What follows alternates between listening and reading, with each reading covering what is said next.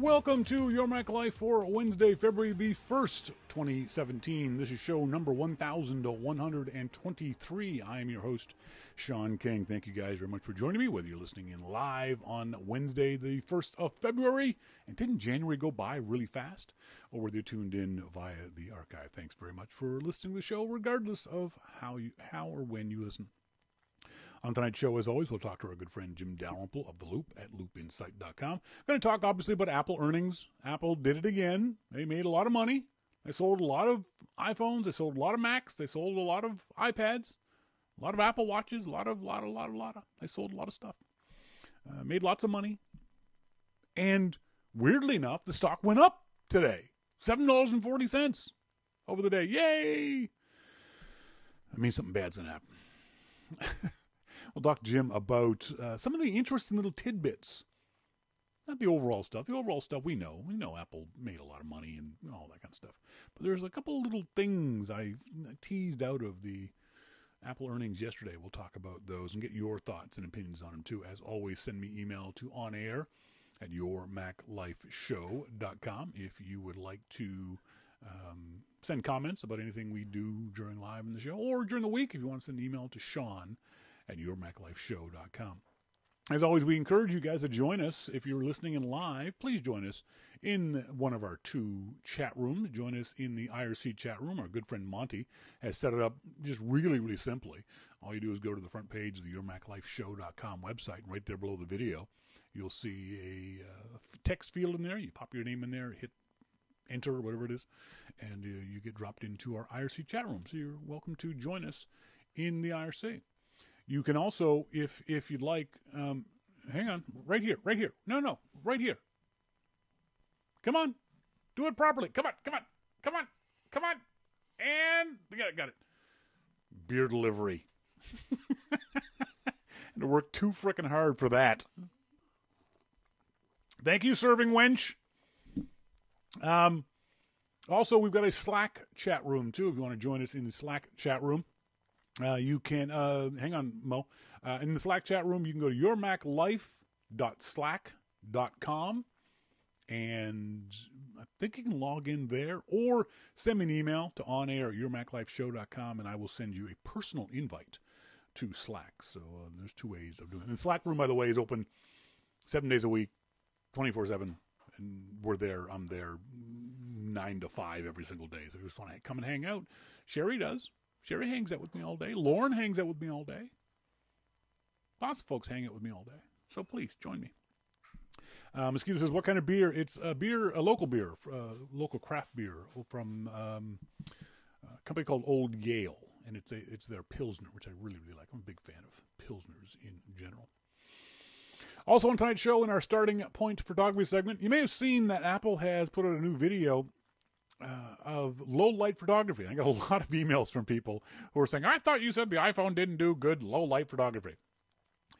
So I watched the ad and I went, I see what Apple's doing. I see how they're doing this. So I'll talk about that, about how you can create those ads, but it's not as easy as what you might think it is. It takes a little bit more work, a little more knowledge, but we'll talk about that later on the show. Joe Kaz in the Slack room says, so nice the Slack room is for the YML crowd. Well, I'm glad you like it, Joe. Please enjoy yourself in the Slack room. And if you know about Slack, please help other folks out. I'm not super knowledgeable about Slack. I'm using it. I'm exploring it. I like the ability to pin things. So if you're in the Slack room, you can see in the right-hand side, I've been able to pin the show link and also pin information about the Starting Point Photography live, online, on-demand photography classes. If you like the photography stuff I do, you're more than welcome. Please take a class. If you're watching the Google Hangout video right now, it's the exact same thing. You'll listen to me talk about the photography stuff. I'll show you slides. I'll show you pictures. You can talk back and ask questions. It's interactive. It's on demand, which means I do it at your time. So if you want to do it at 3 o'clock on a Thursday, I'll do it at 3 o'clock on a Thursday. And I didn't say Pacific time. I didn't say Eastern time. I didn't say Greenwich Mean Time. Whatever time it is that you want to do it, I will do it with you. So please check that out if you'd like, or send me more information if you'd like. This past weekend, on Sunday, for whatever reason, beggars understanding, Kim wanted to use her Acer Windows laptop. She hadn't opened it up in like 3 months. Or something she wanted to do. Okay, fine. So she opens it up, and there's a screen that says, please enter your password. Okay? So she enters her password. And the screen says, password incorrect. That's odd. So she checks it again. That's odd. Doesn't work. So she asked me for help. And that's when the hell of my Sunday began. She has a nasty habit, not nasty is the wrong word. She has a habit of forgetting her password. She knows she's supposed to do strong passwords. She knows all the things that I've told her. It doesn't matter. She's still going to do her own goddamn thing in her own goddamn way.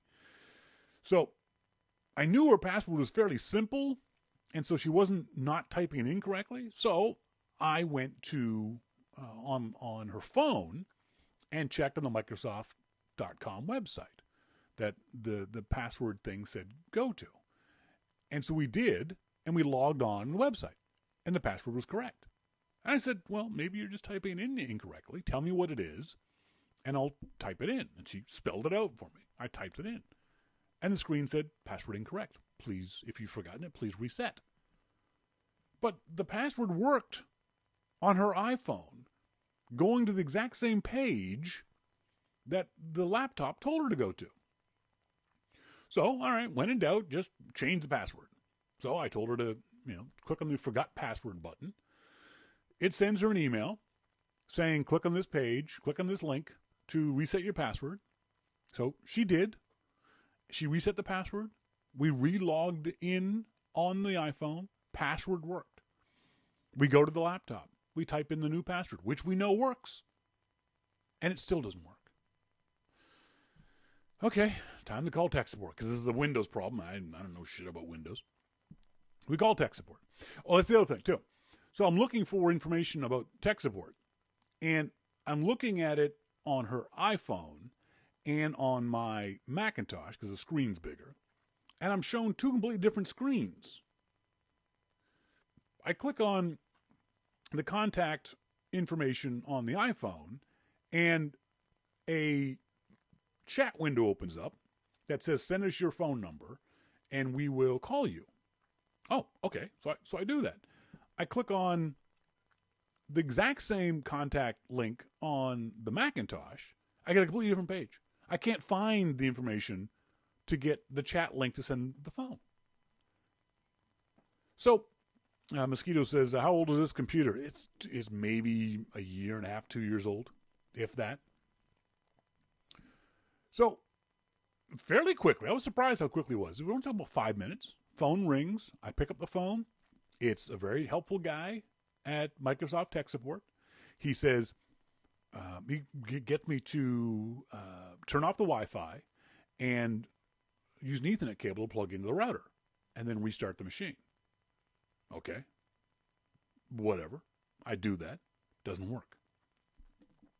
So we go through a bunch of other steps. And the thing is, because he's reading a screen, he keeps telling me things that I can't do because I haven't been able to log on.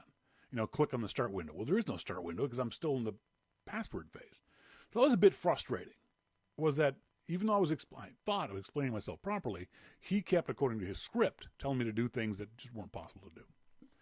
So eventually we get to the point where we say, and this is now like 3 hours have gone by, of frustration, of aggravation, of restarting and him calling back and all kinds of stuff. Oh, and by the way, restarting a year and a half old Windows PC, why the hell does it take 15 minutes? Anyway, so then we get to the point, 3.5, 4 hours in, where he says, sir, is there anything important on this laptop? I said, not that I know of. I asked Kim. She said, no, it's just a work laptop. It's not like there's any photos or emails or anything on there that's important. She barely used the machine at all. So he suggested I wipe the hard drive. And I'm like, I just want to get the password. I just want to access the password. I don't want to. Okay, fine. So we wipe the hard drive. He has me do the magic finger thing. I can't even tell you what it was. This magic finger thing to start the computer up. Same as on a Macintosh. There's a version of the operating system already on the computer. Monty says, I'm surprised you got one to stick with you for 3 hours. It was on and off again over the 3 hours as I rebooted and did other things that he wanted to do. But yeah, I'll give them this. They were pretty doggone good. And that may have been a fluke. And it certainly was first level tech support. It was obvious he was going through a script. And I got no problem going through the script, at least the first time. MacMan says nuke and pave is a common solution in the Windows world. So that's what we do. We nuke and pave this hard drive. Now, I can't remember the last time I did this on a Mac, but it took a good hour and a half to nuke and pave. And once we did, so now we're 4.5, 5 hours into this process. Once the nuke and pave came through, we were able to enter the password and get to Windows. But the thing that became very clear was if Kim had to do this by herself, she would have thrown the thing out her window. Not because she's crazy, she is, but because the frustration level would have been so high for the average consumer. I was doing this as sort of a experiment on how does Windows do these things? What's the process of this? So it was more of a investigative journalism. It wasn't, but that's the way I was thinking about it. And I understood why he was trying to get me to do certain things. But for the average non-techie consumer, this would have made you so crazy that you might have just closed the laptop and never used it again. Now, the downside is that unless you are that techie type person, this would have been so aggravating. It was so aggravating to Kim. She said, the next laptop I buy is going to be a Macintosh. Now, I tried to get her a Macintosh beforehand. And here's where the common problem is. She, or any other average consumer, just wants a machine to do web surfing, some emails, a little bit of writing. Nothing spectacular. No games, no Final Cut, no Lightroom, nothing. She just wants email and Facebook. And she knows that the Mac is less aggravating. The problem is that less aggravation comes at a huge cost. I think the cheapest Mac that you can buy from Apple is $1,200. Well, that Acer was $300. It's tough to justify spending 4 times as much for a machine to do the exact same job until you get to this point. And one of the things is, and we've talked about this many, many times, it's because Windows users don't know. They think this is normal. They think nuke and paving on a regular basis is a normal thing. They don't know the other side of stuff. It's like I've always said with beer. I think people drink Budweiser because they don't know what good beer tastes like. They think that swill is the way beer is supposed to taste. But for the average person, it's very, very difficult to justify going into a Best Buy and seeing these two machines side by side and knowing all you're ever going to want to do is surf the web and check email. So why am I spending 4 times as much? If you're Joe Blow dad and your wife says the kids need computers for school, you can buy 4 computers for the kids for the price of 1 Macintosh. That's really difficult for the average family, middle class, lower class, working class person to justify spending that kind of money on a laptop, on any kind of machine. So it's hard. It's not until you actually go through it for a while. And I think this will become part of the conversation that we're going to have with Jim Dalrymple in a few minutes about The idea of Apple plays the long game. They're a patient company. They're willing to wait for their customers to come to them as opposed to chasing their customers. Later on the show, we're going to talk about low light photography on your iPhone. How you can accomplish the things that Apple showed off in their video. But up next, we're going to talk to our good friend Jim Dalrymple of The Loop at loopinsight.com. This is your Mac Life.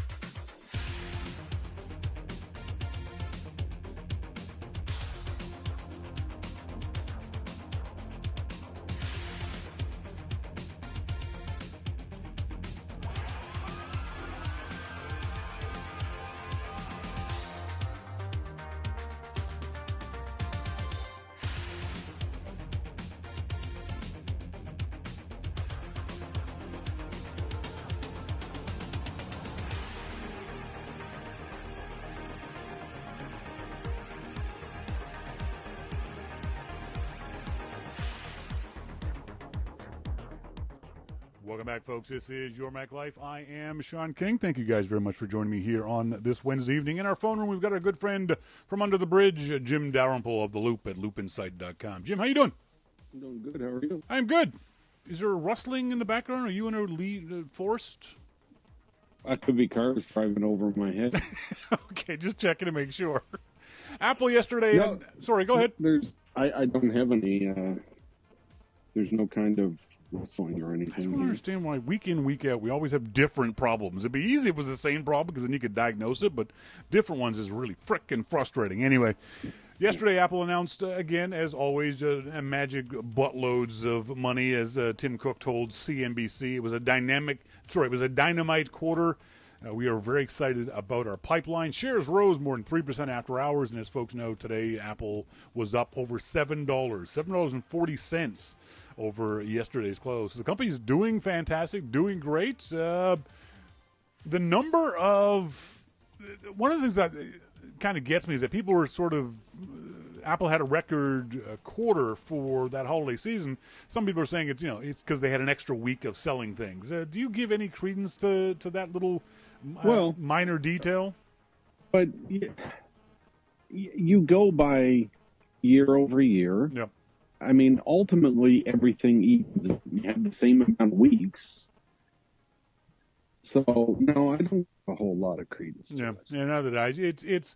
It's an anomaly, but it's an anomaly that's okay. I'm not all that stressed out about it. I know a lot. I think people use that as a way of sort of discounting what's going on. Oh, they had an extra week of sales. I don't know. I think they probably would still had sold $70 billion worth of stuff if they'd had 1 week less. It doesn't change the fact that Apple had a great quarter by anyone's measure. Every company on the planet would kill to have a quarter like that. Would have half a quarter like this. So, I honestly believe that a lot of people in the press look for ways yes, to see that Apple fails, and they do that for a number of reasons. I think either they don't like Apple or they feel that Apple is just too successful and needs to be brought down a notch. Yeah. So they write bad reviews, or they pick on, individual points. And I have said this before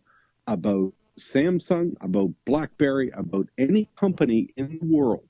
If they make billions of dollars in profit, they are doing okay. Yeah. Not just revenue, profit. Yep. They're doing okay. Let it go. I mean, I don't like Samsung or BlackBerry because, well, Samsung, obviously, they're thieves, but still, they make billions of dollars in profit. $70 billion in revenue. Dave D says in the IRC chat room, I think the analysts think that Apple is too narrow a focus, not diversified enough, and thus vulnerable. I would... No, but see, it's the opposite of that. When in the 90s, when I understand Dave's point, but in the 90s, when Apple was all over the place, no one knew what to make of it. Yep. But when Steve came back and he narrowed the focus to that 4 grid, that's when Apple started to come back. That's when they were focused. And that's the way that they still are, although they have a lot more products now than what they did then. I've had people say to me, I don't know about Apple because they haven't come out with a new blockbuster product. And I said, okay, that's fair, I guess. So what blockbuster product do you want? And they said, well, I don't know. And I said, okay, well, what other company is making a blockbuster product that you want? Well, okay, well, you can't come up with a blockbuster product every year. It doesn't work like that. Yeah. I mean, some companies have a blockbuster product once in their history. Yeah. Apple arguably has had a number of them, probably 5 of them. So, and I think that they'll have more. So, the view of Apple compared to the view of other companies is so different. And, it will always be different, I think. And it always has been, but it's not going to get any better.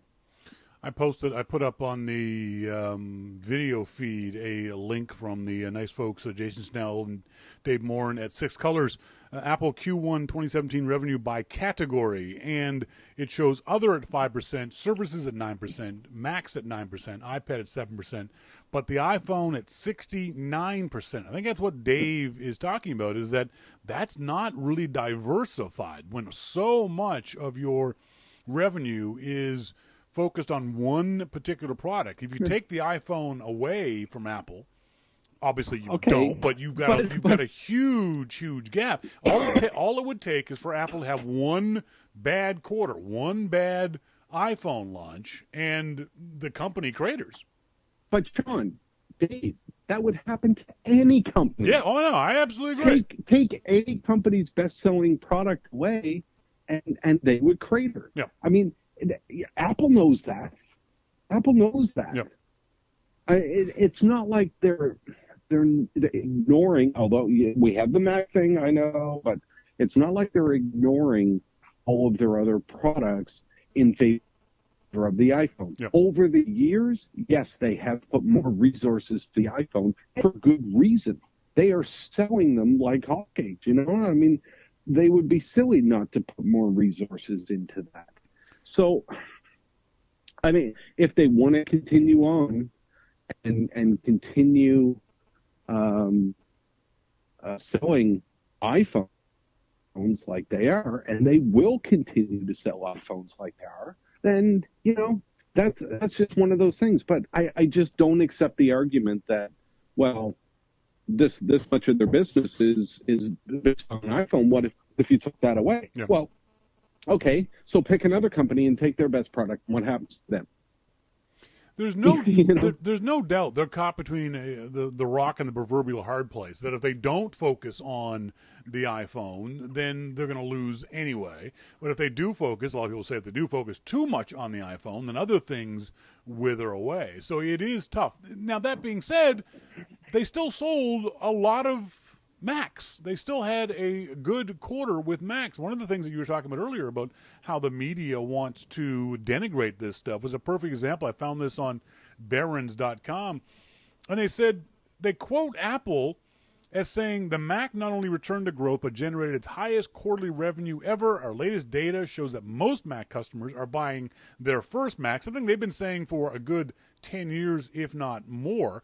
And the new MacBook Pro is an outstanding example, blah, blah, blah. Now, the first thing Barron says is, but the new MacBooks have faced more than their usual share of criticism, including a rather lukewarm review from Consumer Reports. That's the media looking for bad things. Absolutely. There's no reason for them to have said that in that piece because, A, it's an old story. B, it's a corrected story because Consumer Reports has turned around and recommended it. Yeah. So when the media goes looking for these kinds of negative stories, it's really hard for those of us who aren't part of that sphere to fight against that. Because I get people telling me, oh, no, MacBook Pros, I heard Consumer Reports hates them. Yeah, right. But that was 3 months ago. Yeah. I mean, it's frustrating when I see reporters picking on things that just they don't need to be picked on. Now, did Consumer Reports, and here's my counter argument to that, did Consumer Reports not like it? Yes, but because Consumer Reports made a mistake. Yeah. That's why. Consumer Reports screwed up. Yeah. And they didn't like it because they screwed up and they rushed to get a headline out the door. Yep. And, that's bad on them, in my opinion. So, and reporters they do the same thing. They look at Apple's earnings and say, okay, here are the earnings. They had the best quarter ever. Macs are back. Yeah, iPads are down, but that's not a great surprise, I don't think. iPhones are up. I mean, everything is up. Okay, so what can we pick up? What's the bad point? And that's just wrong. It's the wrong way to do it. Yep. I think, I mean, I'm not saying that you should, be a fan and say, oh, look how great they are. I mean, the iPads were down. Yeah. But be factual. I mean, if you're going to bring up Consumer Reports, say, well, Consumer Reports screwed this up, but and now they recommend it. But at that point, there's not even any need to bring it up. You mentioned iPads, and something I promised the audience that we would talk about is the fact that iPads peaked around 2013, 2014, late 2013, early 2014. And there's been a lot of discussion over those ensuing 3 or 4 years as to why that is, why the peak then and why they still haven't seemed to be able to recover to any measurable degree. The iPad is still selling quite a lot. It's just nowhere near those peak numbers. We've seen stuff from Daring Fireball. We've seen stuff from other websites. What's your opinion as to why the iPad can't seem to gain the traction it used to have? Yeah, I don't want to talk about iPad. Thank you very much, you dick. Look, I think that people initially bought into the iPad being not a replacement for the computer, but something new that a lot of people could use as a computer. And I think that a lot of people have. And I'm not talking about people like Fatici. I'm talking about older people and younger people that use the iPad as a computer. And I think that has helped them tremendously. But I don't know that it's gone where people expect it to go. Not the iPad, but the tablet overall. Yep. And, the problem could be as simple as that. People just don't know where it's going. Yeah. Is it okay? So that's one interesting way of looking at it. Is that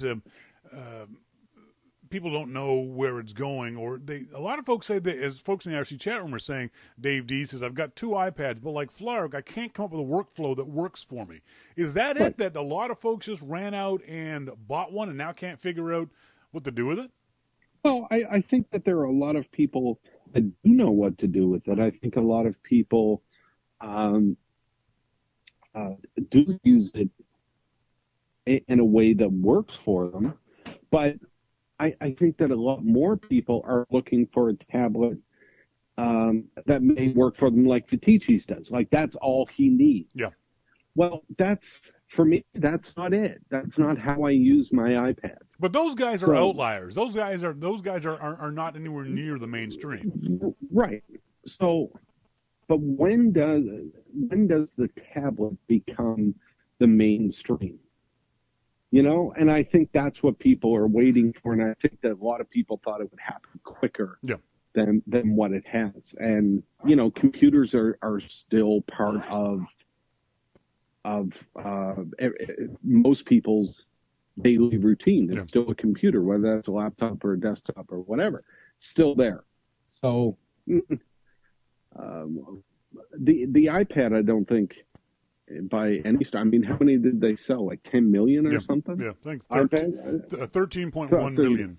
Yeah, that's not bad. That's, again, as I said earlier, every other tablet manufacturer on the planet would kill its CEO in the public square for those kind of numbers over a year, not just one quarter. So, you know, I think it's more to do with where the iPad fits in for people. Yep. And I think when people look at purchasing an iPad, they say, well, now what I really need is a computer. Yeah. And there are a lot of people that, you know, that have money that can say, well, I want a computer, but, you know, I love the iPad. There's ways that I can use that, and they get both. You know, so, and, you know, the fact that sales, you don't need a new iPad every time one comes out. I mean, they last well. What about the idea that, do you think that there's any cannibalization from the bigger iPhones? The fact that I used to carry around my iPad everywhere I went because I couldn't read on my little tiny 4 and 5 iPhone 4 and iPhone 5. So my iPad was indispensable to me now. Now I rarely take my iPad out of the house with me because my iPhone 6 has a big enough screen. So maybe that's what it is. People are just, they what they need to do, if they need power, they've got an iMac, but if they need portability, the newer versions of the iPhones are big enough screen-wise, they don't need to carry an iPad around. That's not it for me. No?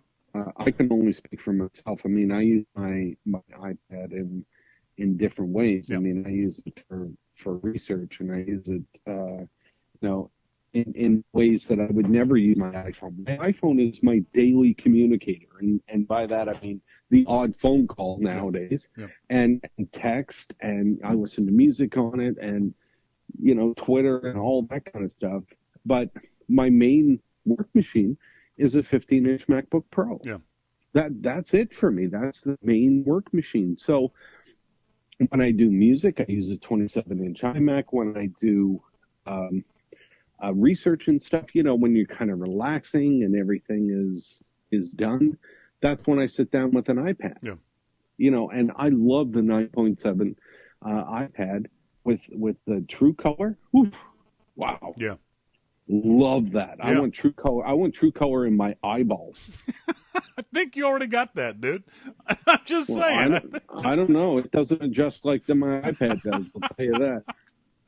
I think the eyes are old. I think the other issue too is, and this is a good and bad issue for Apple. The iPad is just too good. There's no reason to upgrade. Usually, a lot of us, at least when it comes to our Macs, when the machine starts feeling slow to us, we will then look to upgrade. My iPad, which is I think 2 or 3 years old, is running the latest version of the software, running the latest version of every piece of software that I want to run. It feels just as fast as it ever did. There's no incentive. There's no reason for me to spend X numbers of dollars on a new iPad because the one I've got Works great. It works absolutely fine. There's no reason for me to get a new one.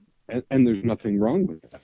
And the other issue, too, is that I can get an iPhone from Rogers, and folks can get it from Verizon and T-Mobile on an installment plan. I can't do that with an iPad. If somebody offered me an installment plan on the iPad that was, hooked in with my phone contract, maybe I would upgrade faster. I think there's all kinds of things tied into the iPad that prevent it from being a much larger success. I think it's still fairly successful, but I think there's so many other things pushing back against it. It can't be the huge success that people imagine it should have been. Well, and I think it still will be, but it's just a matter of when we get there. Yeah. And, there are other factors that go into that too. If you look at Android tablets, you can go to a store, buy one, get 25 free, Yep. I mean, yeah. So I understand why people that are on a budget will want to do that and get, one for the whole neighborhood. But it doesn't mean it's the best. Yes. I think when you look at the apps that are out there for the iPad and the quality of the iPad and the power of the iPad, especially, like I said, then I use both the 9.7 and the 12, depending on what I'm doing. But, if I'm outside, that 9.7's coming with me. Yeah, yeah. Everywhere I go. Sometimes when I'm inside, I'll use the 12 just because it's bigger and, I love screen real estate, so that's why I like to do music on a 27-inch iMac. Yeah, that's right. Because I can zoom into a waveform and cut and split and do all kinds of funky stuff that's just more difficult on a smaller screen. It's a really interesting thing, and I'm glad to see that Apple is sticking with it. I'm glad to see that they haven't just kicked it to the curb and not selling the product. I think I said earlier to the audience before you came on, Apple plays a long game for this kind of stuff. Look at the Apple TV. It's been around for 10 years now, and Apple's still doing little tiny itty-bitty things to it. And I think it's because Apple obviously sees into the future. They see into their future. They know where they want this stuff to go. As long as the iPad continues to sell in decent numbers, and 13 million and a quarter is frickin' decent numbers, Apple's going to continue to do this stuff. I think it also allows Apple to say the other thing that I thought was really interesting on the call. Tim Cook said services revenue will be large enough to be its own Fortune 100 company this year. Yes. Apple is making very quietly a huge amount of money on services. And this is the kind of stuff that we've poo-pooed them before. Oh, Apple doesn't get services. They don't get iCloud. They don't get music. They screw all this stuff up. And yet they bragged they had 150 million customers on their services plan and various kinds of services. And then Tim Cook said something to me that was really surprising, that we're going to double our services revenue over the next 4 years. I don't remember ever hearing Tim Cook say anything along these lines before, that he has a prediction that's now on paper that every tech pundit in the planet has marked their calendar for this day 4 years hence to find out whether or not services has done what Apple has done. Do you think that was just marketing speak from Cook, or do you think services is actually going to be that big? I don't think it was marketing speak at all. Tim can't afford to talk like that. No. One of two things is going to happen. Either he's going to double it or he's leaving in 3 years. But I think that speaks to Apple's plan in the next 4 years. Yeah. They clearly have a roadmap that is going to see the services grow by huge amounts. Yeah. And we don't know what that is. I mean, it could be so many different things that, you buy this Apple product, but you need the Apple service in order to make it work. Yes. Or whatever. So people buy into that and their service is double. It's not surprising that we as tech people and the people listening to this show will say, yeah, but Apple fucks up services so much. Yeah. You know, you have to keep signing into your account, and you have to do this and you have to do that. But the normal person will say, oh, well, if I buy an iPhone, then I need iCloud, and then I can, oh, let's get a subscription to music. That's all services. You know, so everybody that's buying an iPhone, 78 million iPhones sold. Yep. In the last, that's like 36,000 an hour. Yep. Every hour for 90 days. Well, granted, a lot of those people already have services. Some don't. And, you know, that's, people will sign up for that. I mean, if you go to a different company, you go to Google or you go whatever, you'll probably sign up for those services, you know? So, I mean, services is a big thing. It's a huge thing. A lot of companies in the last couple of years have changed their business model to services. I'm going to change to free players of being a speaker. Sorry, Jim, you were breaking up there. Are you walking around your house? Because your audio seems to be kind of a little flaky. Huh. Sit your ass down. Go stand by your router. Hold on. Jesus. Well, I want the audience to be able to hear your dulcet tones.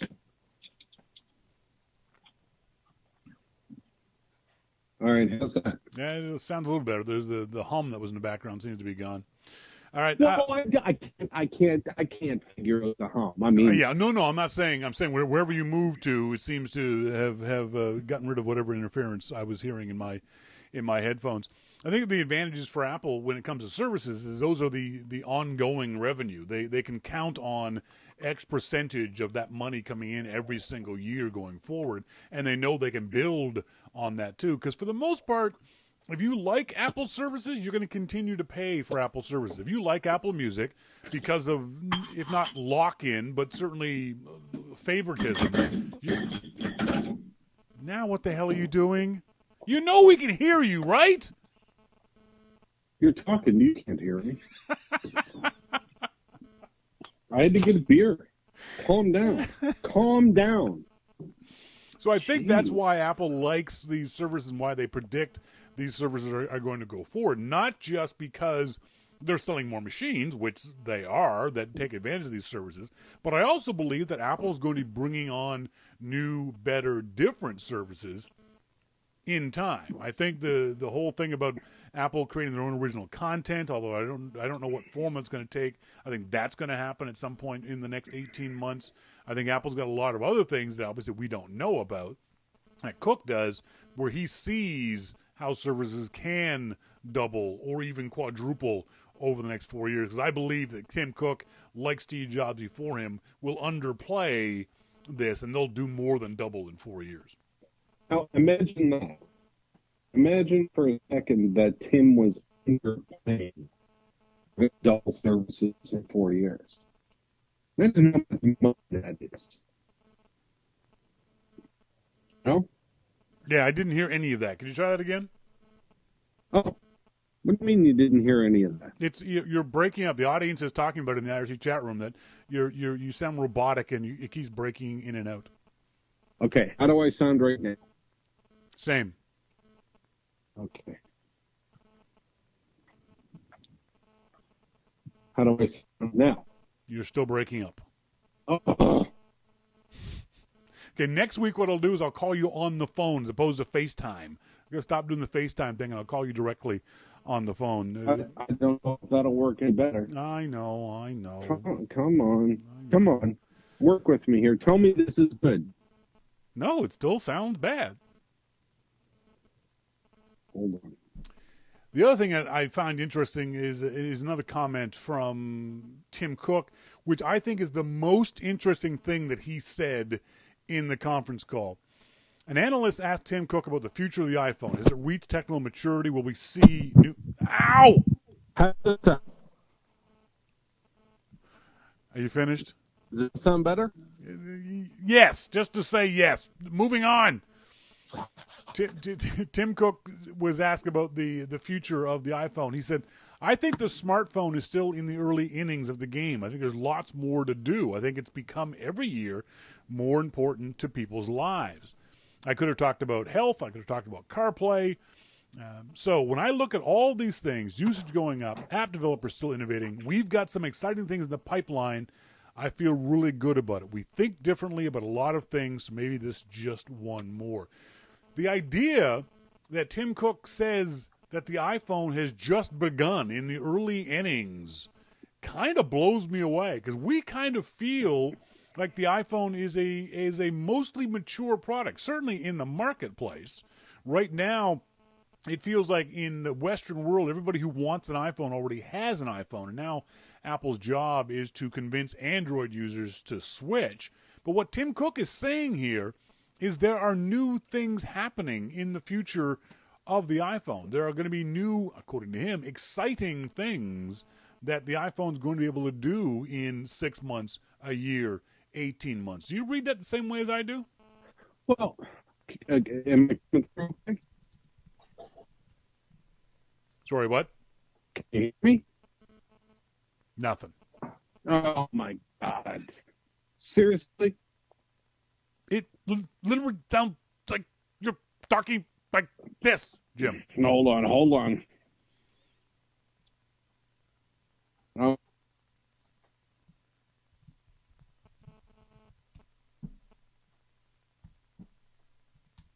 Hello.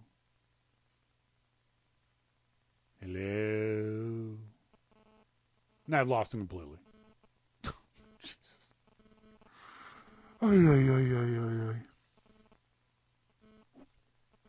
Okay, we're done. Sorry, Jim. If you can hear me, my apologies. I'm hanging. Yeah. Call failed. Yeah, there it goes.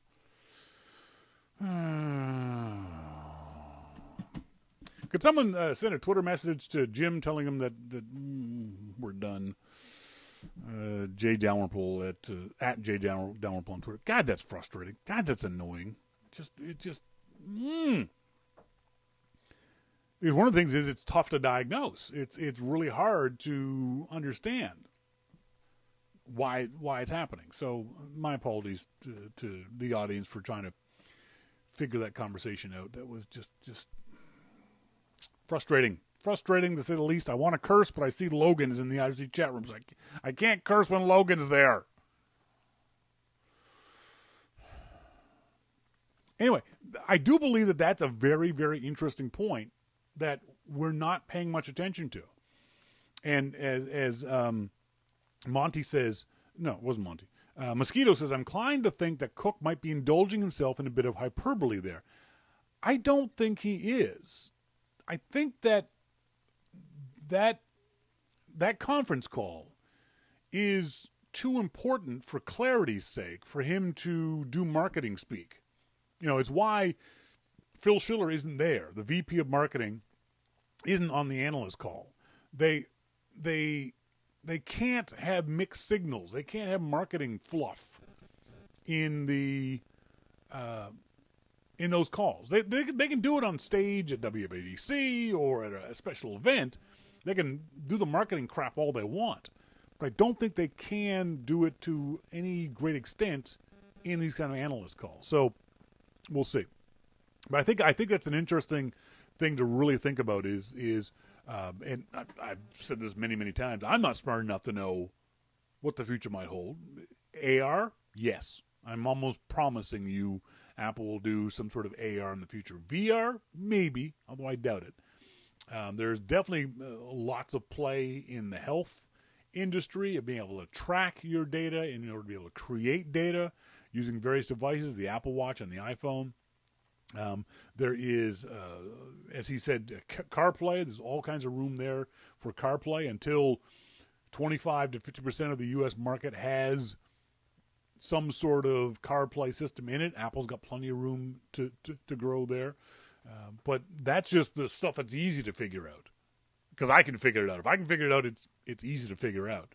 But I don't think that's it. I think he's talking about other things, obviously, that we don't grasp. I have no problem with that. I like that. I like the fact that he knows a whole lot more than I do about this stuff. He should.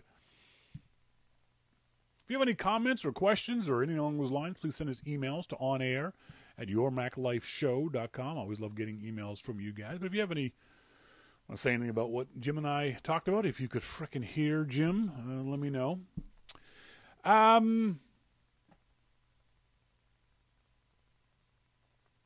In our starting point photography segment, Apple posted up on their website a video, a really well done, typical of Apple, interesting video. Let me play it for you guys right now, for you folks who are watching the video feed. Here it is. No audio on this, so you'll just see the images and the pictures that Apple has posted. That's obviously Japan.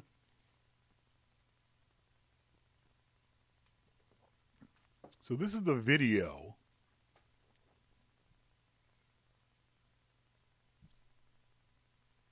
And there are images associated with the video. Lovely pictures. Really, really cool, interesting shots.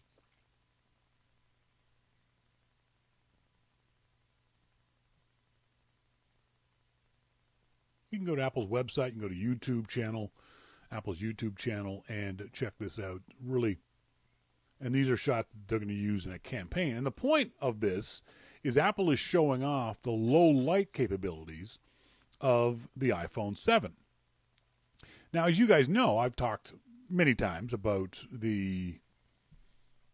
light in photography and how important light in photography is, and the fact that when you are a photographer, you are taking pictures of light. You are trying to capture light. That's the thing you're doing. Photography is about capturing light. It's as simple as that. It's not complicated at all. Your camera, the sensor on your camera, everything about your camera, its job is to grab light and bring light into the sensor. As I've said many times, the bigger the opening you have in your camera, obviously, the more light that comes in. Well, the downside of the iPhone is that it has a fixed aperture on the iPhone 7 of 2.2, which is fairly wide open.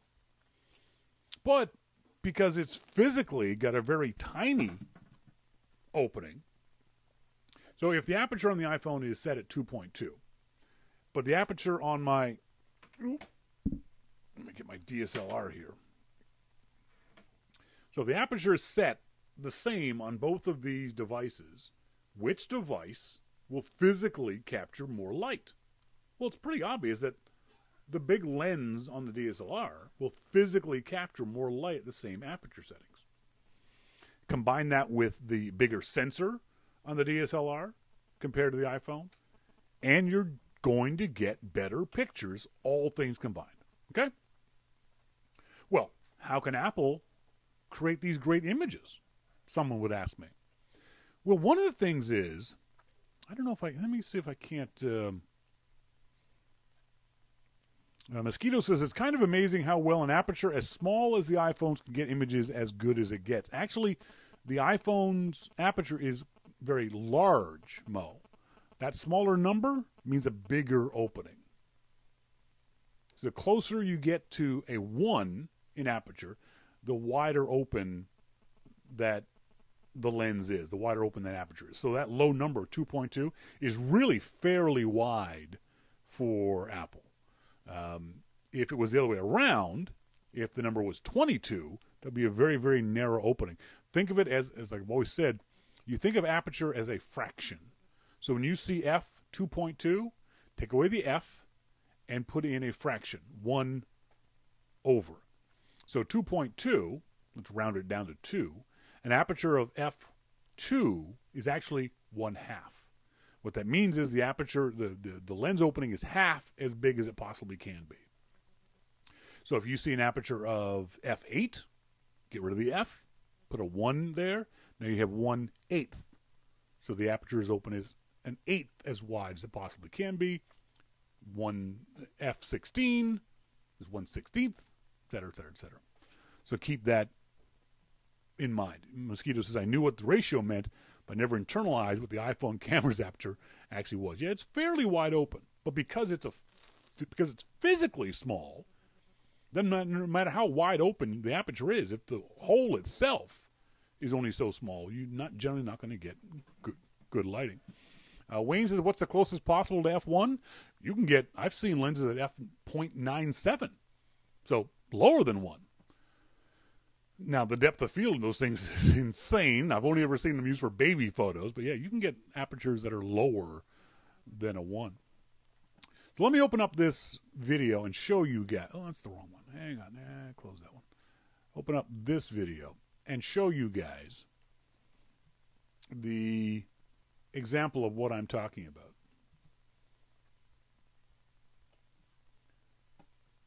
Hang on a second. Just let me get to one of these spots. There we go. So here's the video that Apple is. Here's a shot of that. Oops, that's not it. There we go. Here's a shot of that video. Now, if you notice in every one of these shots, every single one of these shots, there is a very distinct point of light, at least one in these shots. And that's how they're getting such great low light capabilities. Watch this one. See the light in behind the umbrella? This is video. I'm waiting for the still frames. All kinds of light here, so that's no big deal. But these are a bunch of still frames shot as video. Look at the distinct point of light. See the light? There is always going to be, in all of these shots, at least one bright source of light. That's how Apple's creating these.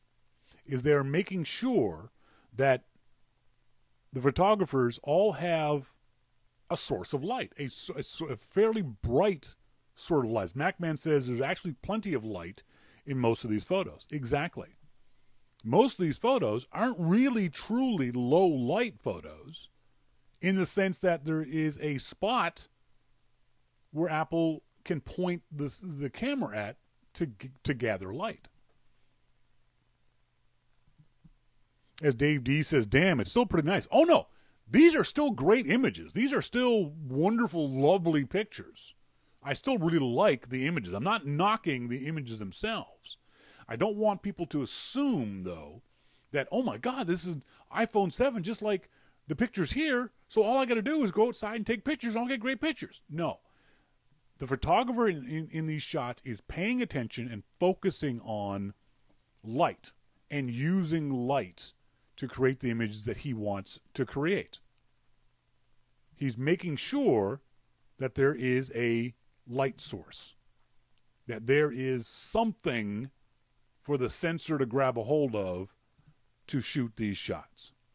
So that's what you need to do. If you're trying to get low light shots, nighttime shots, you got to find a light source. You got to find some way to use the available light. And it might be something as simple as, here's a great example of a shot that there's no light in this shot. The iPhone can't get this shot. But as the lights behind the subject come up, it becomes a good shot.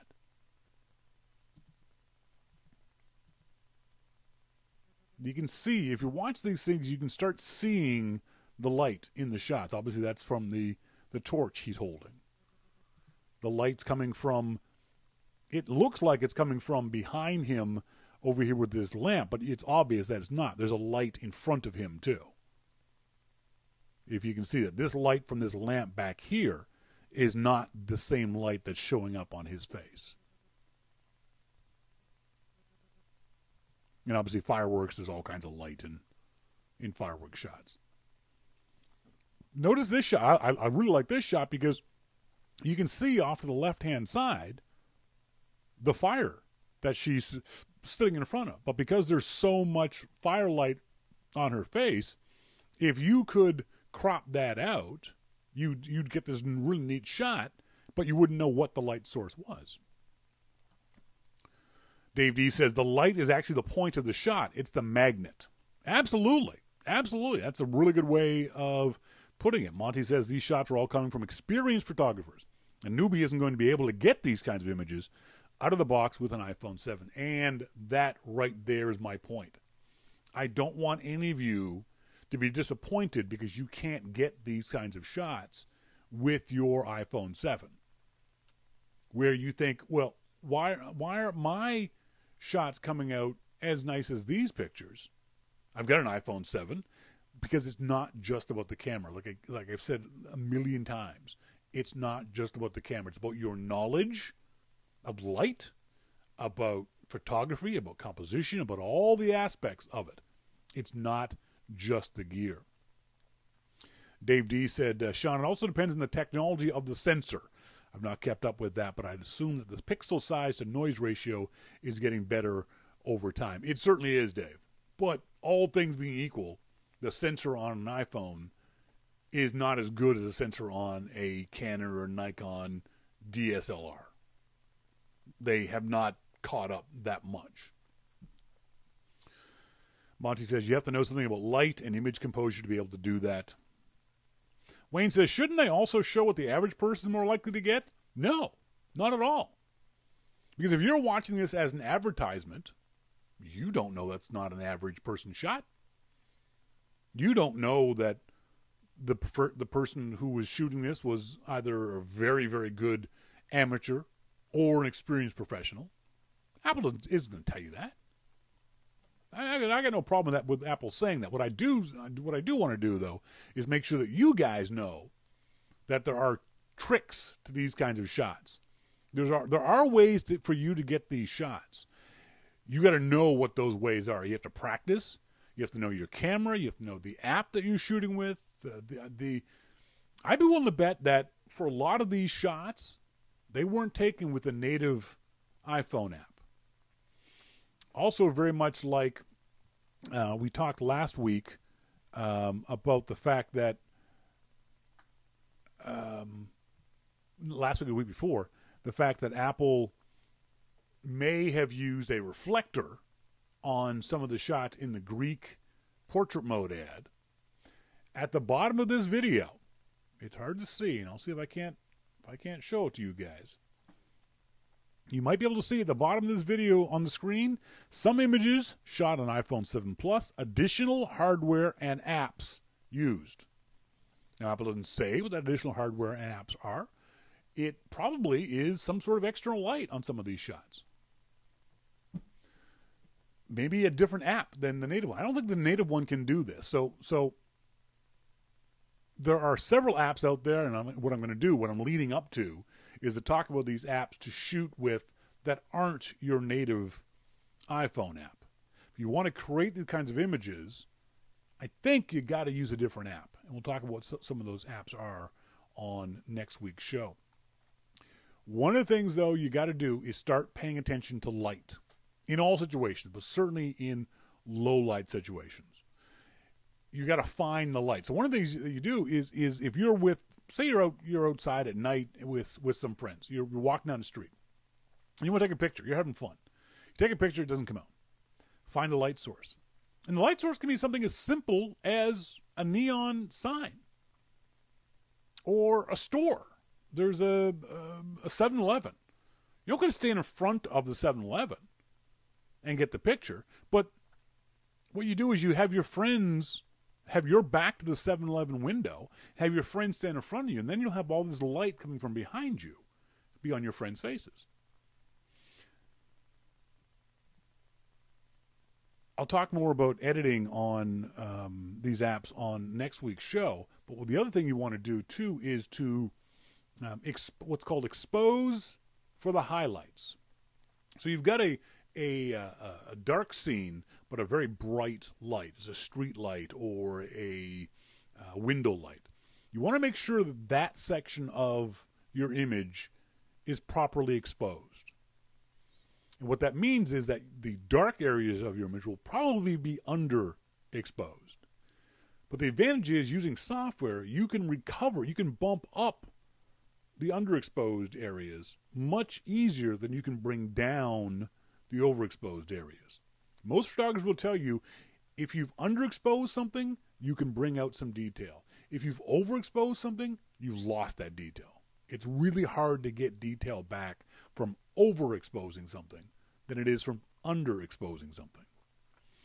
So if you shoot for the highlights, if you make sure your highlights are correct, it's easier to bump up your lowlights or your underexposed images. And at some point we'll talk more about that, and I'll show you more about that in the future. Dave D says, Shawn, wow, just took a Linda course that said exactly that, exposed for the highlights. I'm not a dummy up in here. I know what I'm talking about. Monty says, almost certainly some of that additional hardware is a tripod. Absolutely. A lot of these shots, I can almost guarantee you, aren't being shot handheld. Because with that, excuse me, hang on.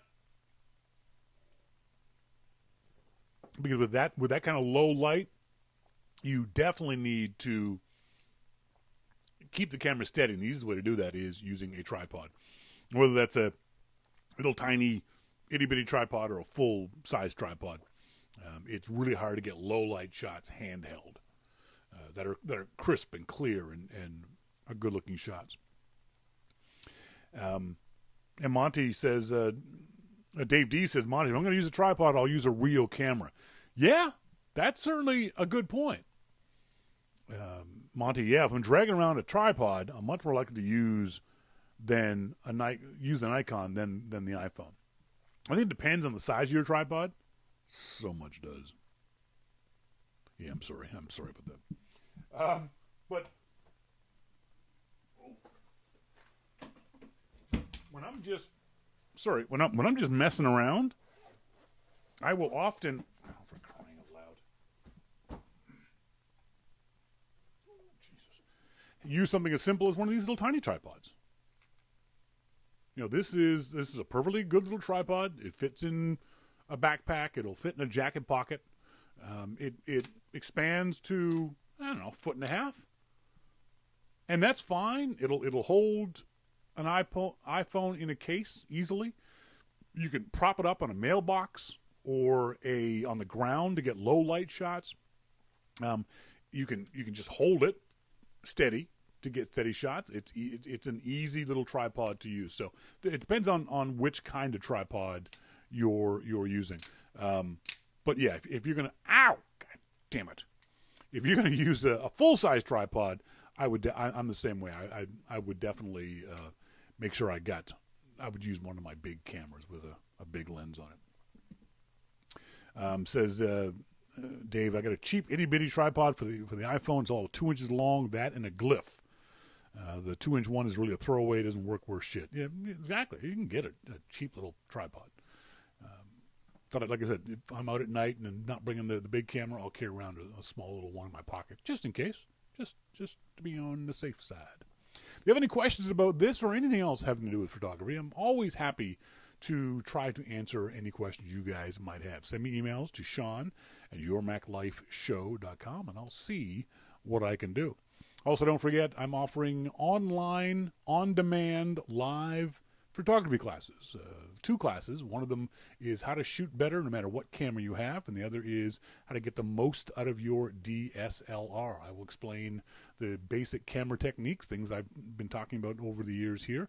Also talk to you about the DSLR and what all the buttons are on your DSLR to help you figure out how to take better images with that. $75 for the class. It's 2.5 hours. It's live on demand, which means you tell me when you want to do it.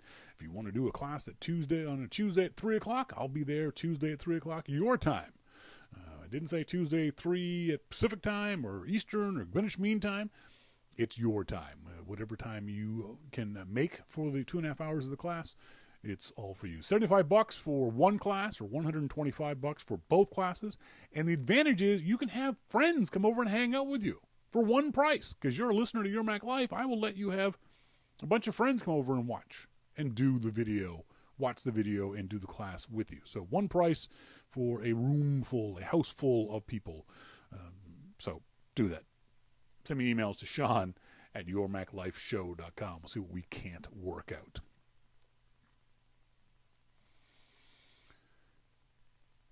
Got a question.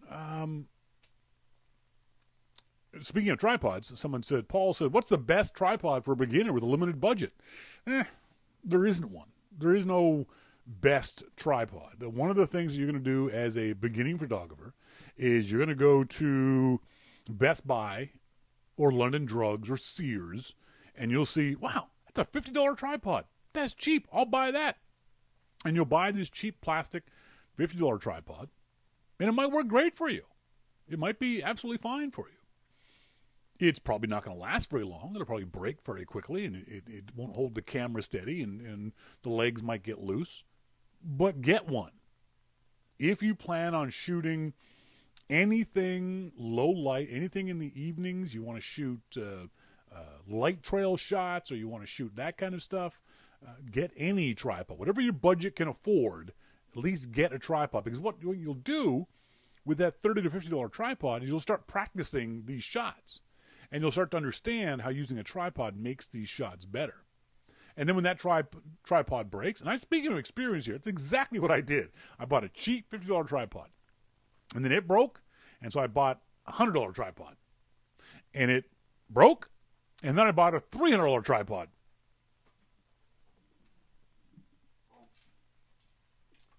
Carbon fiber, and this baby ain't breaking. This one I've had for a couple of years. Love this tripod. It's fairly compact. It still won't fit my motorcycle, but it's fairly compact because it's carbon fiber. It's quite light. One of the things that's important is to have a bunch of legs here, different sections, because the more sections you have, the more variety you have. It's got a good head on it. It's got a level. You can't see it, but there's a level on it. It's red. But it also does very, very low angle stuff too. It does the high stuff, but also does the low stuff too. So that'll be, if you're serious about your photography, Paul, that'll likely be your path too. You'll buy a cheap one, then you'll buy a mid-range one, then you'll buy one of the expensive ones. So yeah, just get any tripod right now. Michael Coolis from Richmond, Illinois says, was looking to hear your thoughts on the Nikon P900 with the 2,000 millimeter advertised consumer camera lens. Having seen some of its results online, is this a worthy buy for those who cannot afford a nice DSLR? I know the camera he's talking about. I've used it. I've never owned it, but I've used other people's P9000s, and the zoom on it is freaking insane. It's utterly, utterly crazy. That thing has the zoom that thing has. But what Mike said got me thinking. He said the Nikon P900 for those who can't afford a nice DSLR. Well, I just posted on the StartingPointPhotography.com website a new Nikon deal for the D3400 DSLR with the 1855 kit lens for under $500, which is a great, great deal. If you can get one of the beginning cameras from Nikon or Canon for under $500, that's a really good deal. So I wrote back to him. I said, considering Amazon has the P900 for about $560, but the Nikon D3400 DSLR for $500, I think you can afford a nice DSLR. See, a lot of folks have this mental block or think that a DSLR must cost $1,000 or more. It doesn't. You can get a perfectly good beginner DSLR for between $500 and $700. That's not cheap. I'm not saying it's cheap. I'm just saying that's a good range to look at for a beginning camera. Like we said about motorcycles, your first camera won't be your last camera. If you get interested in it, mostly you'll want to get another one at the time. So don't worry too much about that first one.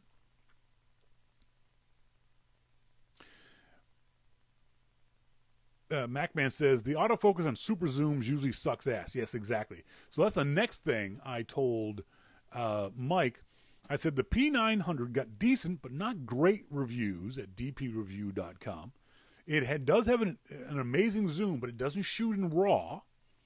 And it's got fairly poor low light capabilities and JPEG quality. So it doesn't shoot in RAW, and its JPEGs aren't great, according to the dpreview.com site. And I love DP Review. I trust them implicitly. So if they say these things about the camera, I will believe them when they say that. So it's not a camera I'd recommend for the average beginner. Now, if you've got very specific requirements, you need you need a small camera with insane zoom, then maybe that's the one. But zoom isn't everything. As MacMan says, a close to $600 camera that doesn't shoot in RAW? What? Exactly. That for me right there is the kicker. I think if you want to become a better photographer, you don't have to shoot in RAW all the time. But as you get more knowledgeable, you're going to want to shoot in RAW at some point in the future. Not for every one of your shots, not all the time, but you'll start shooting in JPEGs. Hopefully you'll get to become a better photographer, and you'll want to start editing your photos. And as soon as you want to start editing your photos, that's when you're going to wish that you had a camera that shot RAW. So that's not the camera I would recommend for a beginner.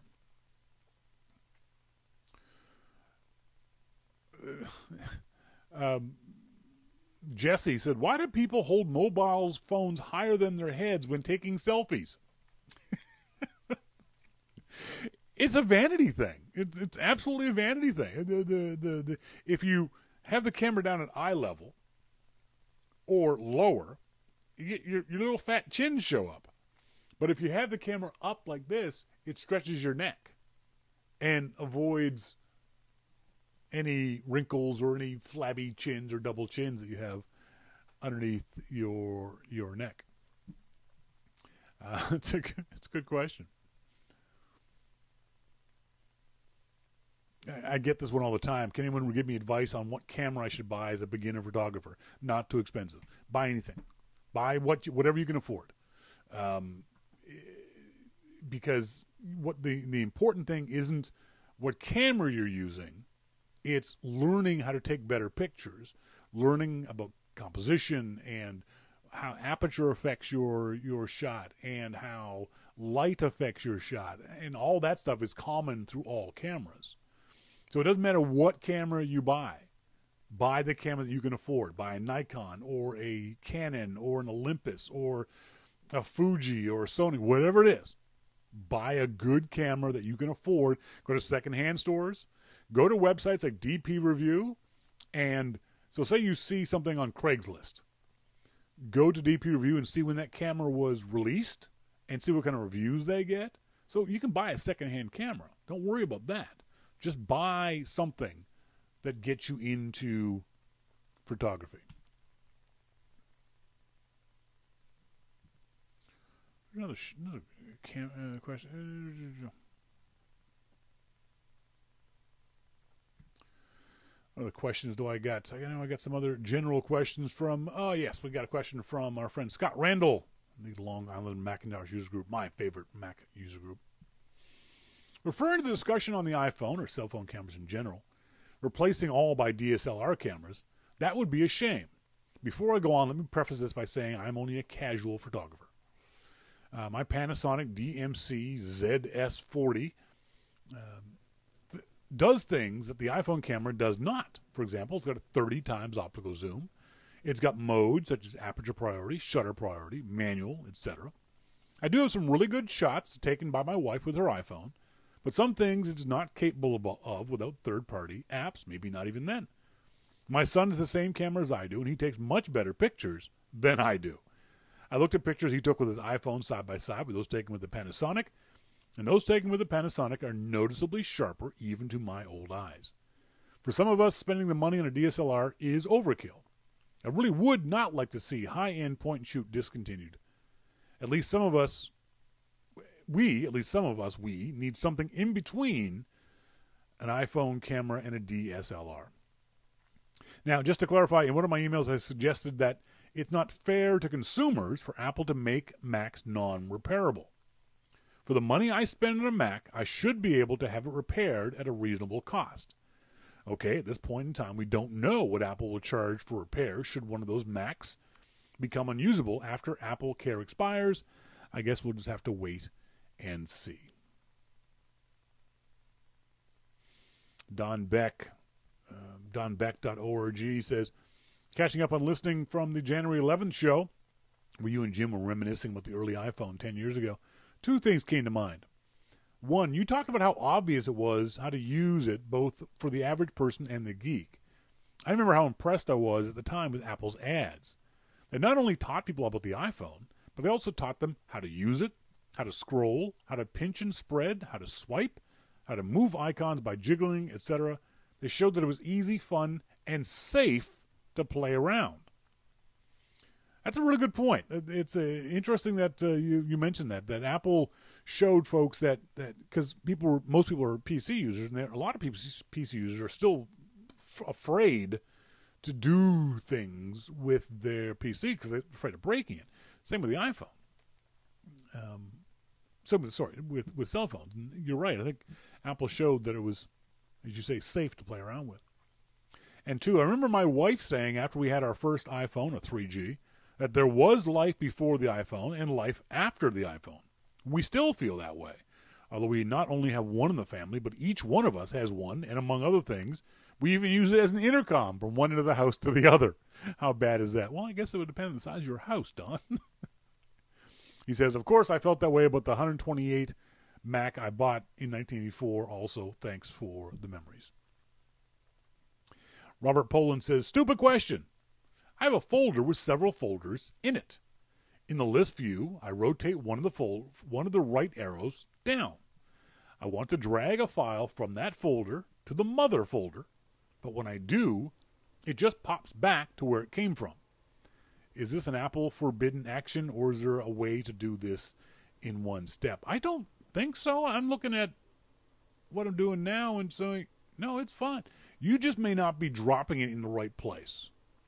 Because I'm just testing that now on some files I've got here, and it's real easy to drop into the mother folder. So make sure that you are grabbing that file and pulling it down away from the original folder. What you'll do is you'll see the original folder be lit up, and when you move the file away from the original folder, it should stop lighting up. The other thing you can do is the folder that's got the files that you want to move, if you hold down the command key and double click on that folder, it will open up into a tab. So you'll have the original folder in one tab and then the new folder in the other one, and then you just drag files between the tabs if that works for you too. So give that a try too.